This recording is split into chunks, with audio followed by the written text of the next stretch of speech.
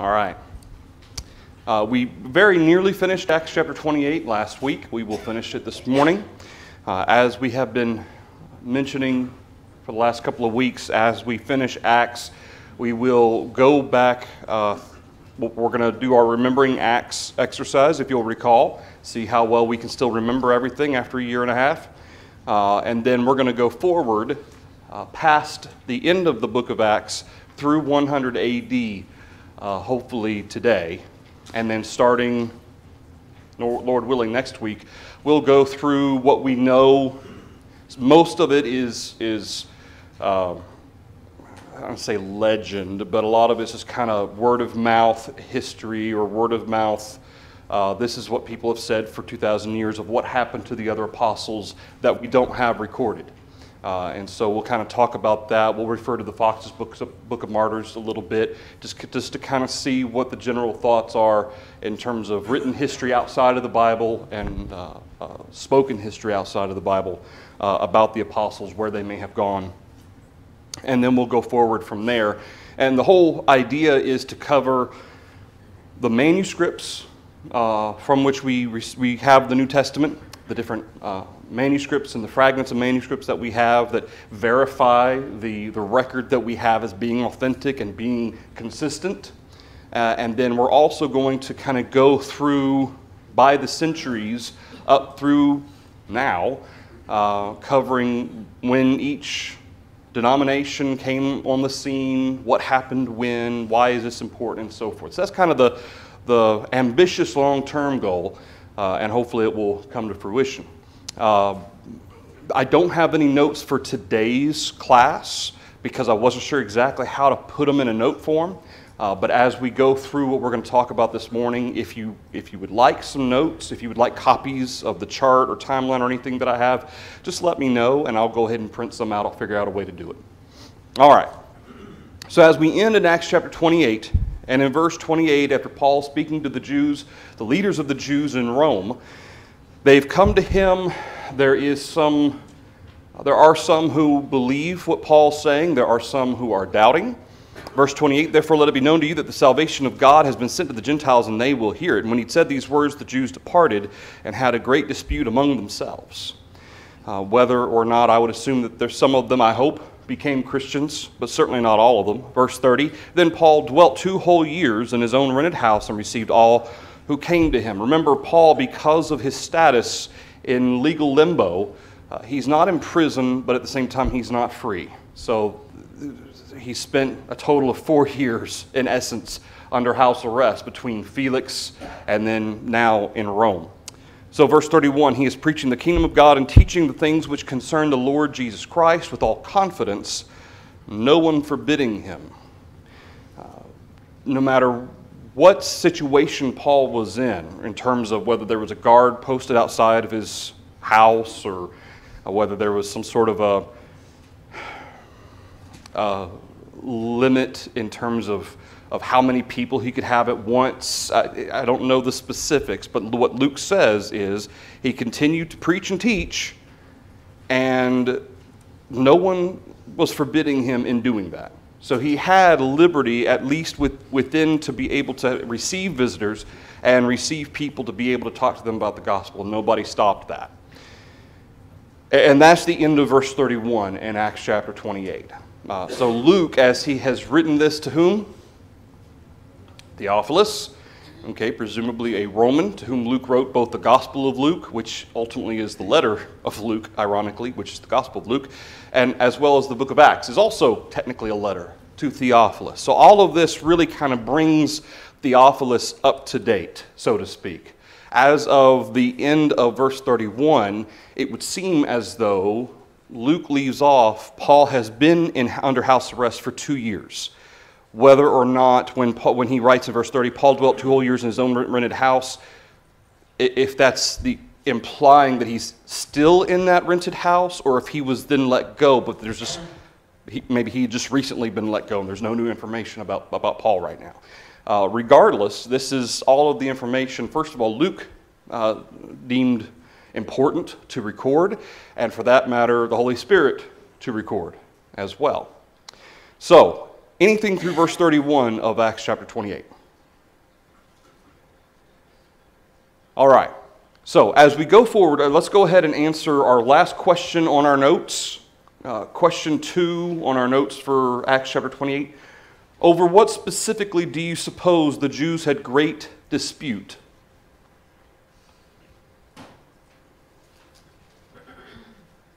There could have been any number of things, right, between what Paul describes here, especially as he's described the law of Moses and the prophets and how that both speak about the Messiah, which is Jesus of Nazareth.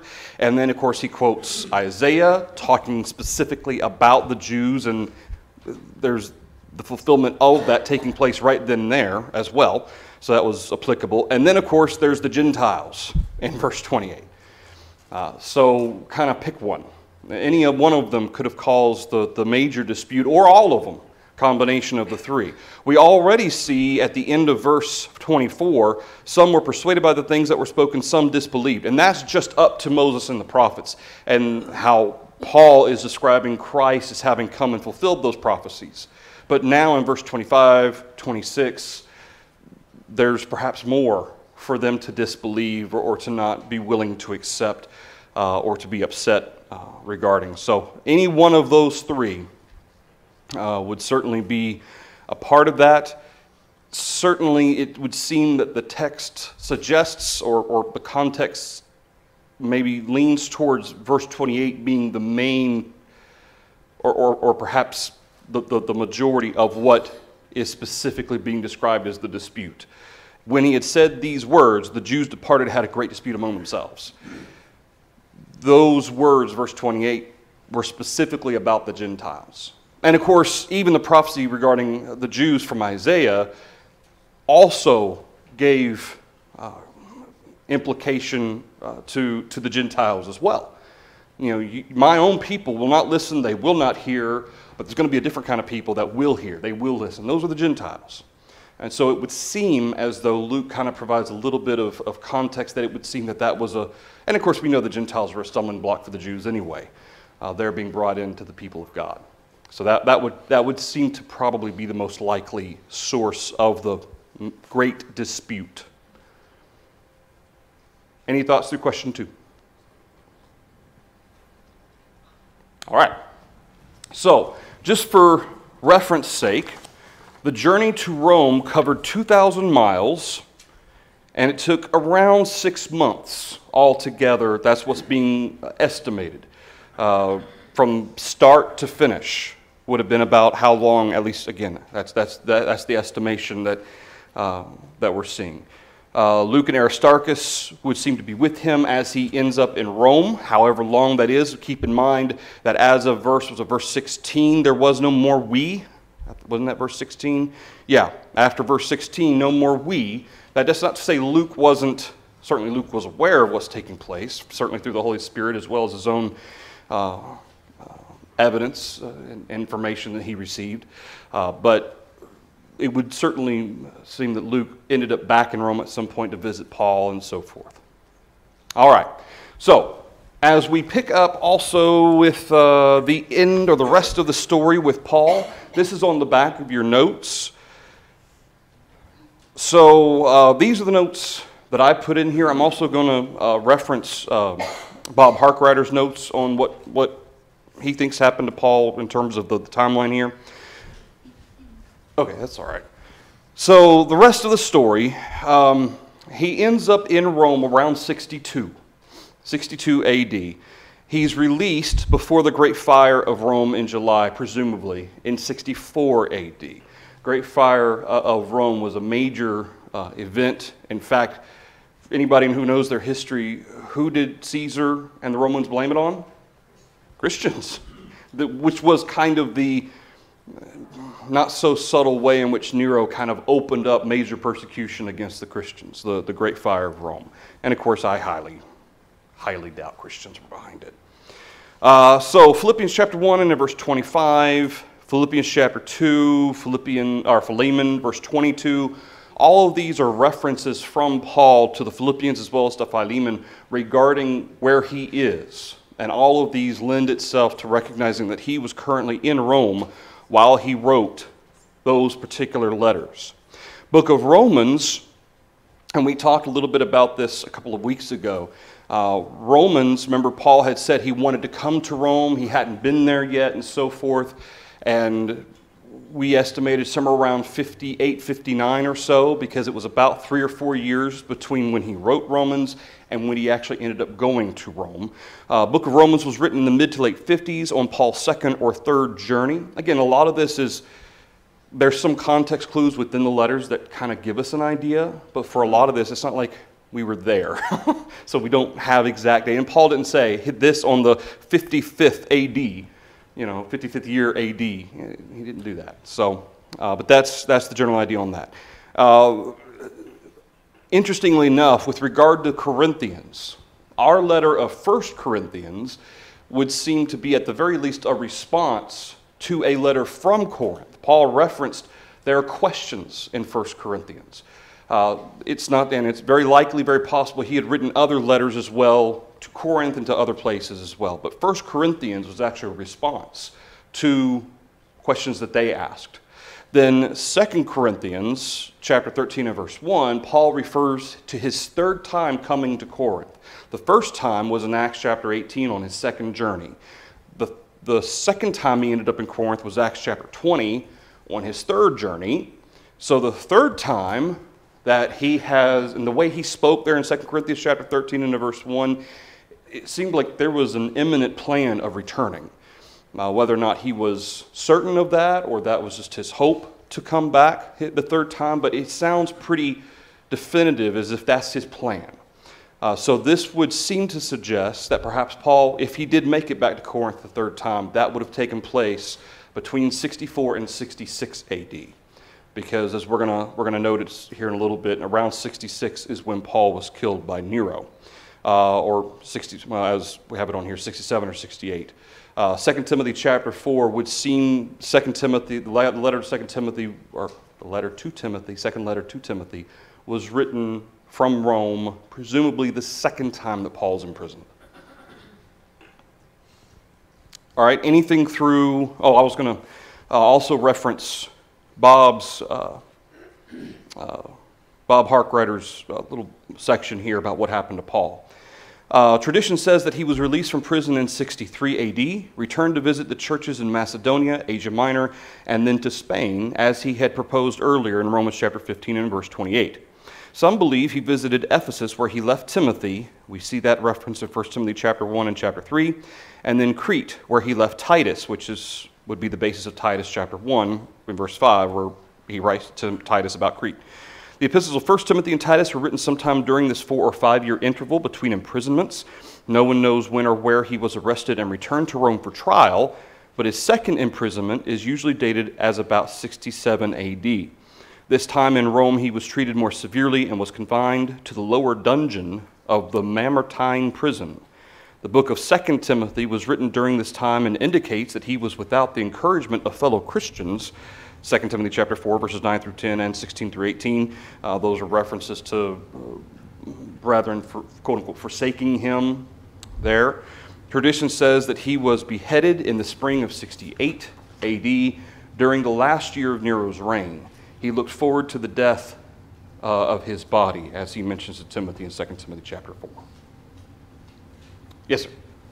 Michael, I have a question about, and maybe I misunderstood the reference in 2 Corinthians 13. Yeah. Because Paul wrote that letter before he went to Corinth, and one of the things he was going to do was receive the collection for the needy saints and Jews in Jerusalem, which he did before he went back to Jerusalem and was arrested. Have I got that right or wrong? I'm thinking that he hadn't received the funds from the Corinthians specifically. I know he had received funds from Achaia and Mesopotamia, because those are specifically mentioned. But I'm not sure about Corinth, because I'm trying to figure out where this third time, because that's why he says this will be the third time I'm coming to you.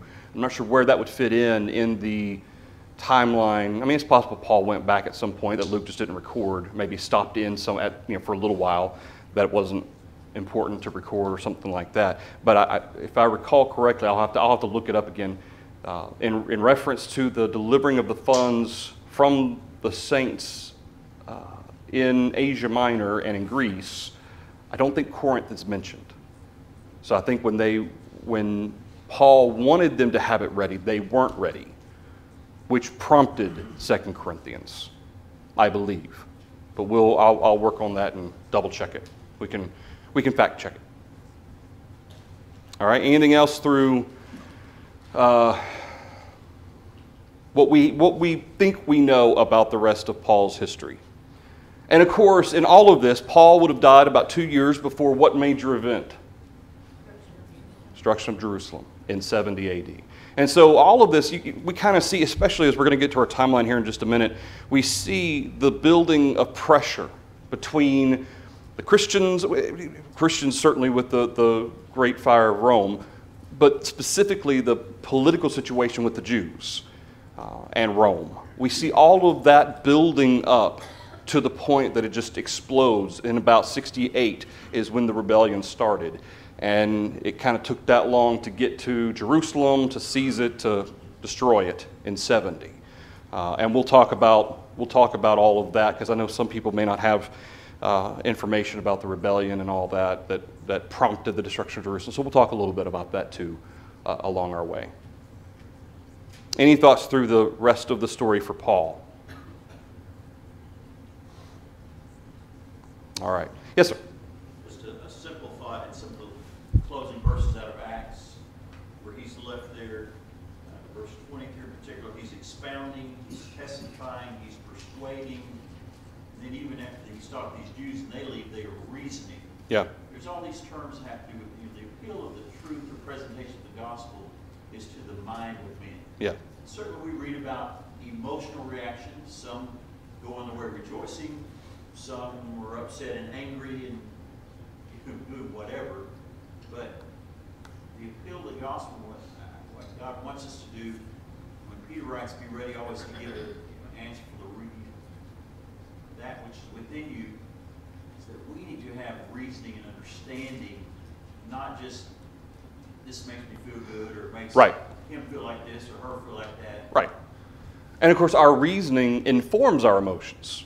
Right? This goes back to emotion doesn't dictate Scripture. Scripture dictates emotion.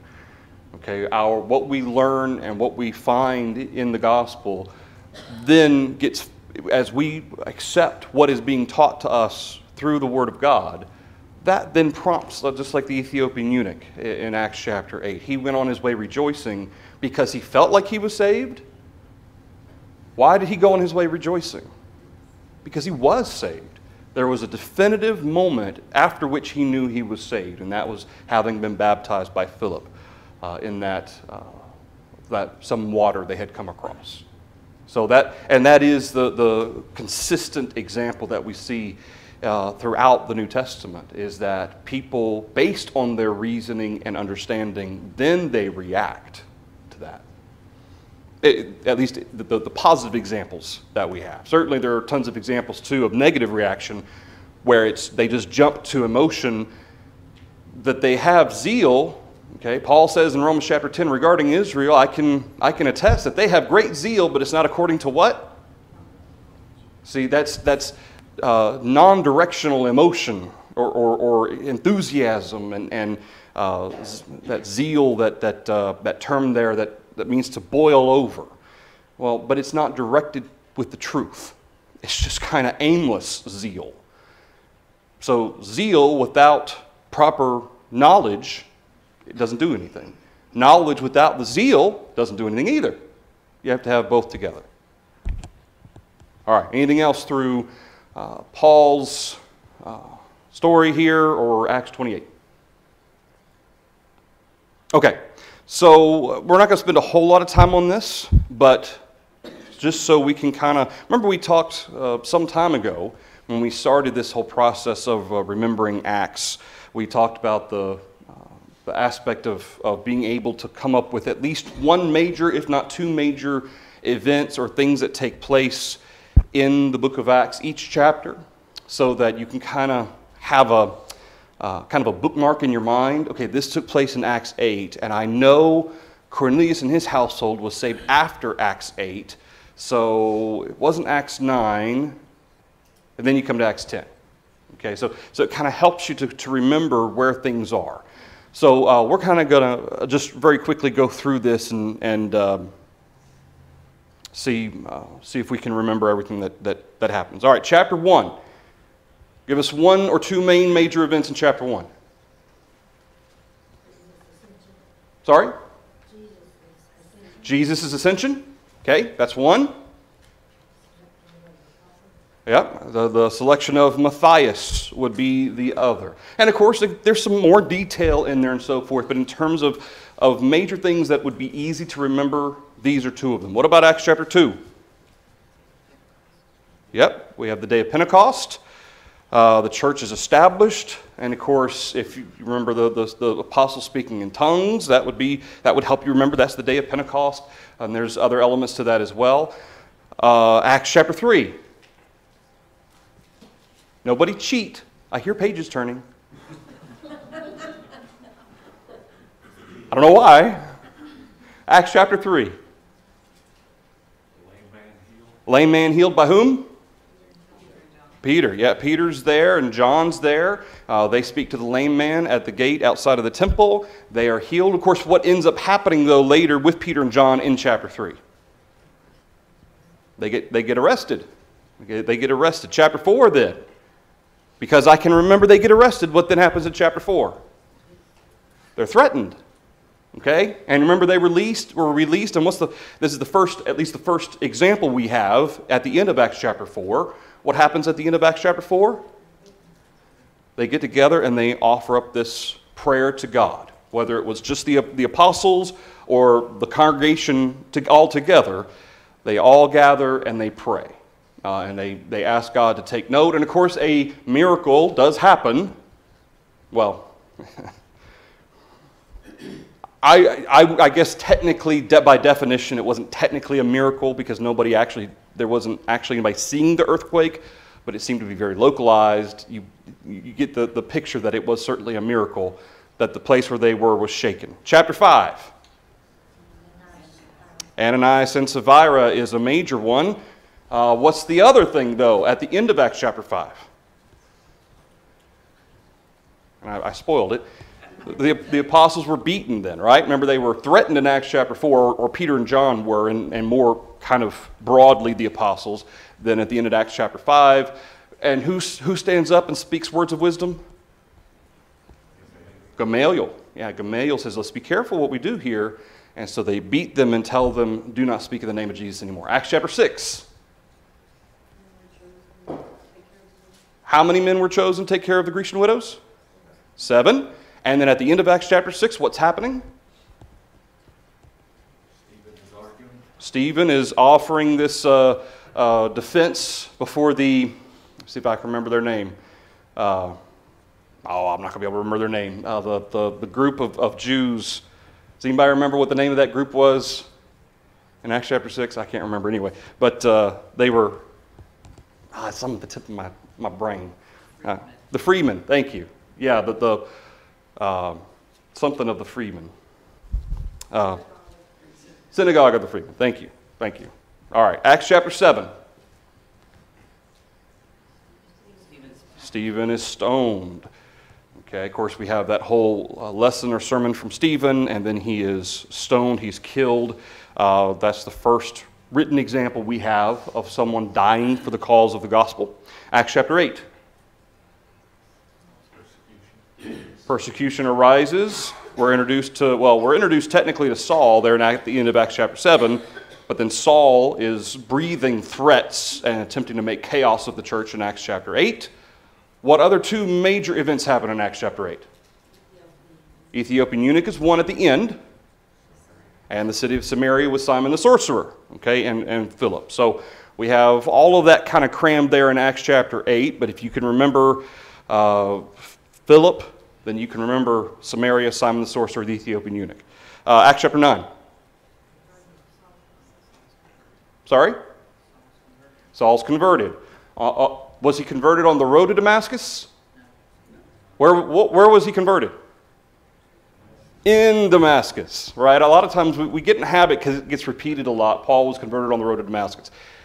his heart and mind were changed on the road to Damascus, but he wasn't actually saved until he gets to Damascus and speaks to a man named Ananias. So, Acts chapter 9, we have Saul on the road, Saul's converted, and oh, by the way, that last one there, a lot of times it gets looked over because it's just a handful of verses with Peter, okay? But Dorcas is raised there at the end of Acts chapter 9.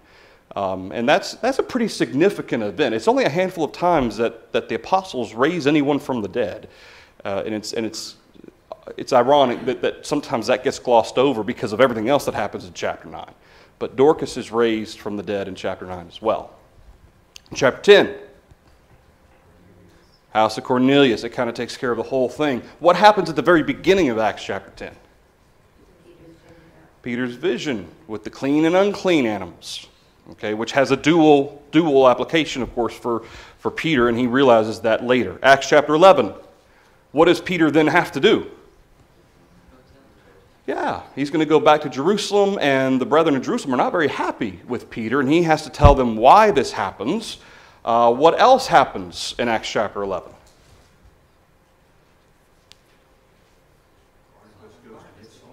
Yeah, Barnabas goes and gets Saul in Acts chapter 11 because after Barnabas goes to Antioch of Syria, he realizes, hey, you know what, who would be helpful here?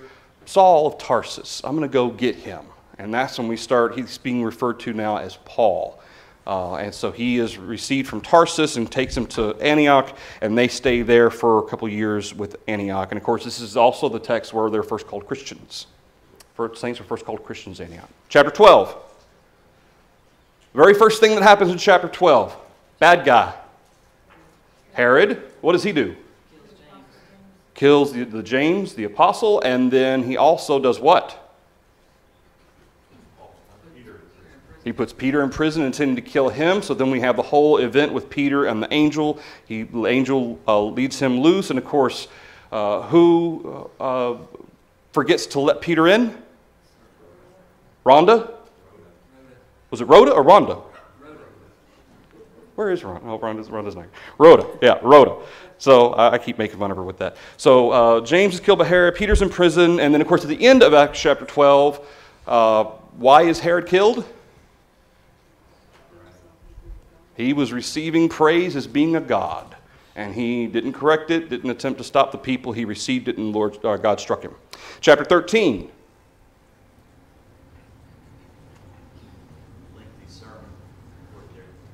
Okay, lengthy sermon takes place from whom? So this is the beginning of what? His first missionary journey. Okay, and where do they go? Do you remember? Go to Cyprus. They meet that Jewish magician, which is a contradiction of terms, or at least it should have been. He refused to listen. Paul struck him with blindness. God, through Paul, struck him with blindness. They go on to Antioch of Pisidia. Who leaves? John Mark leaves, that's my thought process. I'll explain it later, but that is an important point for later in the 60s AD, and I'll bring that up later. Chapter 14. This is where we get, because so many things happen so quickly through these chapters. Chapters 14 on through 21 or so, a lot of them tend to kind of blur in your mind because they're going to this place and they're going to this place and this place. So this is really kind of where it's the hardest to remember some of these things. Barnabas preached and returned to Antioch. Okay. All right, so from Antioch of Pisidia, they go through Asia Minor to Lystra, Iconium, Derbe, and then they return back to Jerusalem. In fact, almost every time Paul ends up, well, actually every time, he ends up back at Jerusalem at the end of his journey. Then they go back to Antioch of Syria for a while. Okay? I saw something there. Question? Okay. Chapter 15.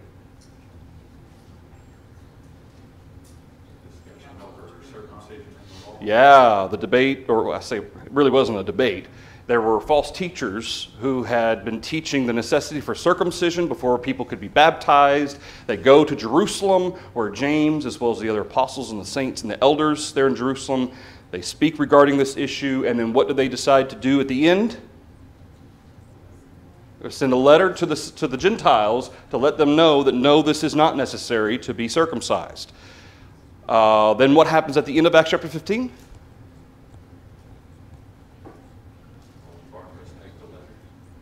Yeah, they take the letters, but what does Paul want to do and what does Barnabas want to do? Yeah, Barnabas will take John Mark. Paul ends up taking Silas. All right, chapter 16. It's the second missionary journey. Yeah, now they go, remember the what do we call it? The something call? Macedonia. I said Mesopotamia. Macedonia. Earlier I said Mesopotamia, didn't I? Macedonia. Thank you. Macedonian call. Okay, so the Macedonian call, Paul had wanted to go up into Greece. The Holy Spirit wouldn't allow him. Then he received what we call the Macedonian call. It was a vision of him being called to teach and preach in Macedonia. So we see Timothy joining up at this point. Lydia in Philippi is converted. The Philippian jailer is converted. Acts chapter 17. Yep. They go to Athens and then Thessalonica, then Berea, then Athens. Yeah, Thessalonica.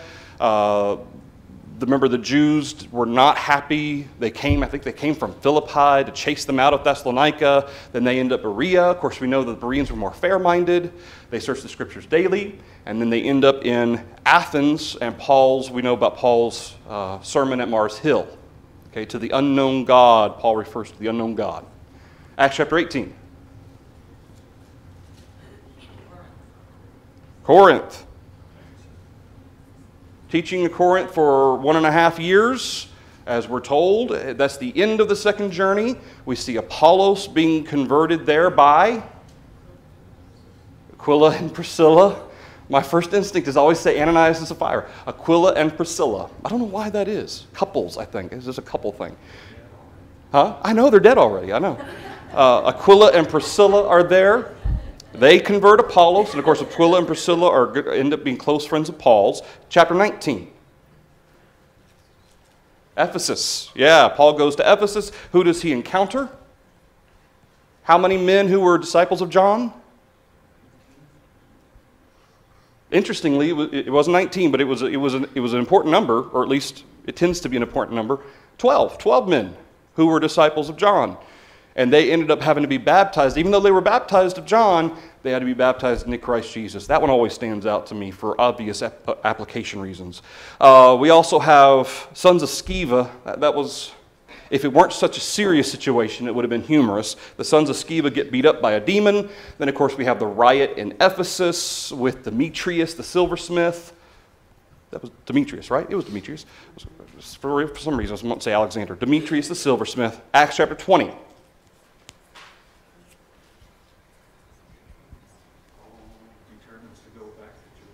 Okay, Paul determines to go back to Jerusalem.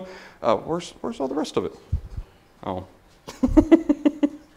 So, yeah, Acts chapter 20. There we go. I don't know why it didn't do that. Okay, I guess we'll just do it this way. So, Paul, Silas, and the rest of them, they go to Troas, Acts chapter 20, verse 7. Remember, they stayed there to worship with the saints the first day of the week. Paul preached till midnight. Who fell out the window? Eutychus. And I believe he was dead. Paul raised him from the dead. That's what I believe anyway. And then what does Paul end up doing once they get to Miletus? Who does he call for? The Ephesian elders, tells them, hey, you're not going to see me anymore. Here's what you need to watch out for. Okay? And they're all upset. They're all emotional because they love Paul. They don't want to see him die. Acts chapter 21. Paul gets to Jerusalem.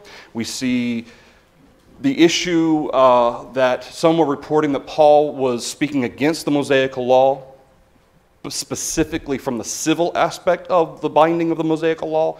Paul goes through a vow with some other Christian Jews. At the end of 7 days, what happens? The Jews had seen Paul with what Gentile? Trophimus. They assumed that he took Trophimus into the temple, and a big ruckus ensues. Chapter 22, who is Paul taken before?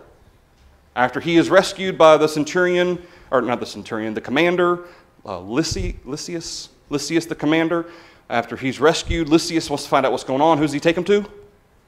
Sanhedrin. And for what reason? As Paul's perceiving that the half is Sanhedrin, half are Sadducees, half are Pharisees. What's the reason that I stand before you today? Resurrection of the dead. Resurrection of the dead. Then we find out Paul is a Roman citizen. Chapter 23. What happens after the Sanhedrin issue? Who does Paul end up before? Before whom does he end up? Felix. Yeah, Felix. Remember, F-E-L comes before F-E-S. Felix before Festus. So yeah, Felix is the issue now in chapter 23. We find, chapter 23. So he was before the Sanhedrin. I got it backwards. Chapter 22. I forgot chapter 22. He speaks at the steps of Antonia.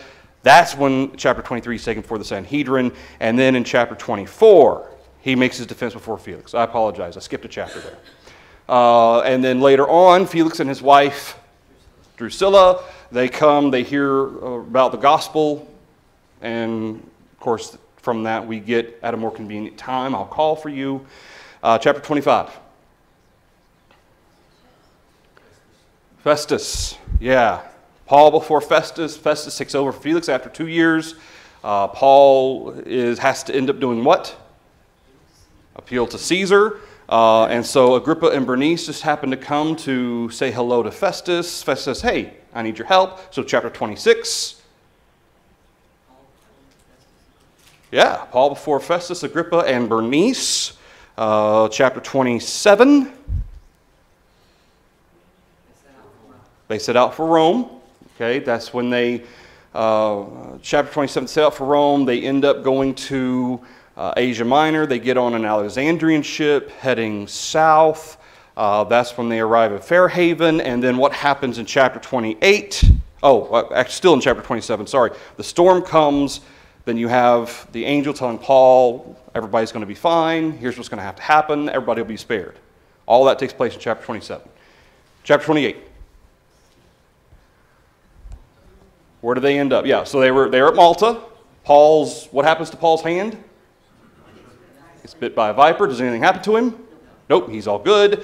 Paul also heals somebody while he's there on Malta. Yes, the Publius or something like that. His father I forget, he had dysentery and something else. And Paul healed him. Okay, so then they leave Malta. They go up to Rome. Really? They go up to Rome. Paul arrives in Rome. He meets with the Jews. He's there for 2 years. And that's the end. Okay? All right. So for anybody, and you can write in your own stuff. We used to have, I think we still do, some of the papers back here with the blanks. If you ever want to test yourself, you can let me know if you need extra copies. I'll print you out some more. But it helps. Of course, it helps me as a preacher because I refer to Acts so often. Helps me remember it. But to be able, repetition, okay? The more you kind of go through it, the easier it is to remember what's in which chapter. Okay, and again, I know with some of those journeys, it can kind of all mesh together, but once you kind of get it through a couple times, it starts to kind of sink in. Anything through our remembering Acts? Okay. Now, okay. So, this, I've spent several years on this because between the commentaries, different scholars, and so forth, this is the consensus of information that I've been able to put together in terms of a timeline. Now, some of you who read up on a lot of the scholarly stuff and that sort of thing, you may think that one letter was written a couple years earlier, later, whatnot. But here's the basic timeline that we have. So in AD 30-ish, Jesus begins his ministry. In AD 33, Jesus dies. That's when the church is established in Acts chapter 2. The letter of James is presumably written sometime around 45 to 49 AD from Jerusalem. Okay, we see this corresponding closely with the beginning of Paul's first missionary journey. So the letter of James was perhaps the first letter in terms of our gospel timeline, the first letter that was written of the epistles. Let's see. We've got the next one in 52 AD, which will correspond around towards the end of the second journey of Paul. We've got 2 Corinthians, or no, this 58. There we go. 1 Thessalonians, sorry. So these lines, I have to follow my lines because there's so much on here. 1 Thessalonians was written from Corinth around 52 or so.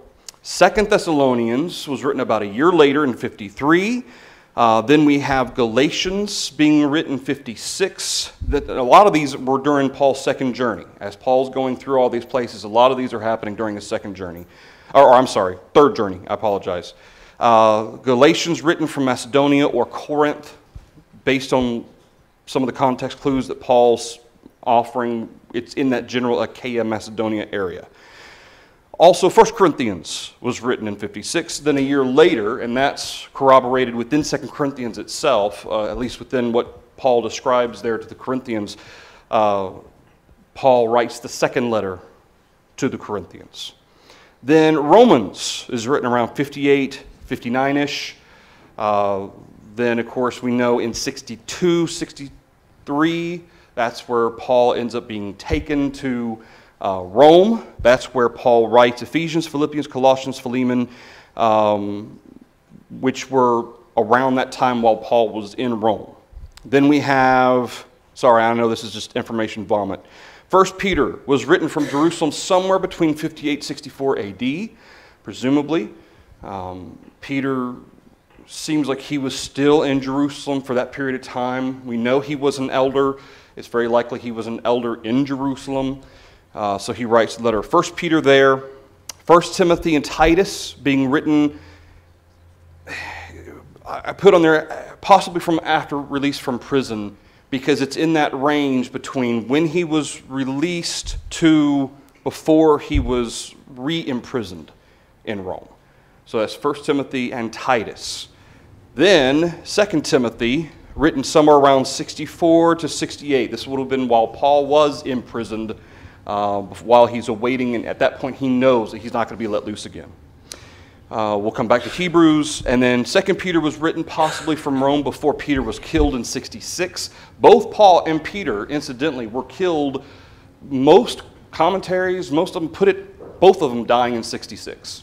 So Nero was kind of on a rampage during that period of time, and both Peter and Paul were killed. Now, lions, there's some references to lions eating Christians. That didn't happen during this period of time. That was after 100 AD was when lions and stuff started being introduced in the Colosseum. That didn't happen before 100 AD because the Colosseum wasn't finished yet. It wasn't built yet. Okay, we'll stop there. It's kind of hard to commentate the timeline here, but I'll try to have copies for everybody for next Sunday, and also a general, some kind of a notes that we're going to go follow as we continue on through this history of the New Testament and later. Thank you, everybody, for the thoughts and comments.